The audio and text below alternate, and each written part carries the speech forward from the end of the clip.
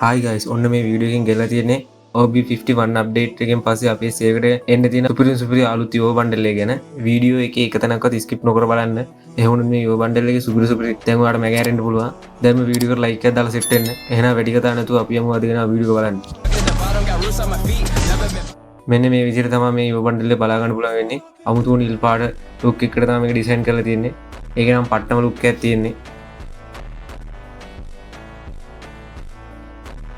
අපිට වෙන්නේ මේ විදිහට තමයි රිමෝට් ට්‍රාන්ස්ෆෝම් වීල් එක බලා ගන්න පුළුවන් වෙන්නේ.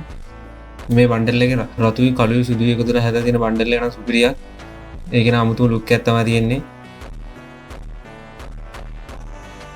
අපිට වෙන්නේ මේ විදිහට තමයි මේකේ ලොබි ඇනිමේෂන් එක බලා ගන්න පුළුවන් වෙන්නේ. ඒක නම් පට්ටම් පතිරියක්.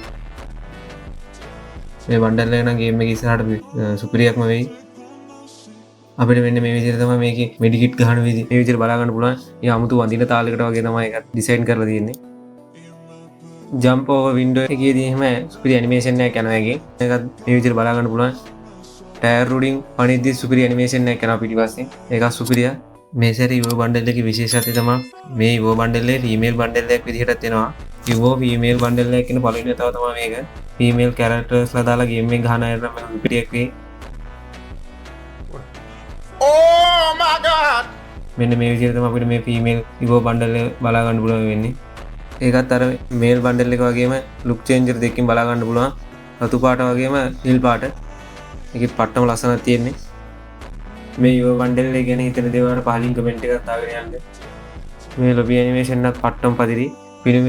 පිනිමේකුත් එක්ක එකතු වෙලා අමුතුම නිකන් ලුක් එකකට තමයි ලොබි ඇනිමේෂන් එකත් ඇදලා තියෙන්නේ. මෙන්න මේ විදිහට තමයි OB51 අප්ඩේට් එකෙන් පස්සේ අපේ සේව් කරගෙන තියෙන අලුත්ම ඉවෝ බණ්ඩල් එක බලා ගන්න පුළුවන් වෙන්නේ. මේ වගේ අප්කමින් වීඩියෝ හැමදාම බලා ගන්න අපේ YouTube channel එක subscribe කරලා තියාගන්න.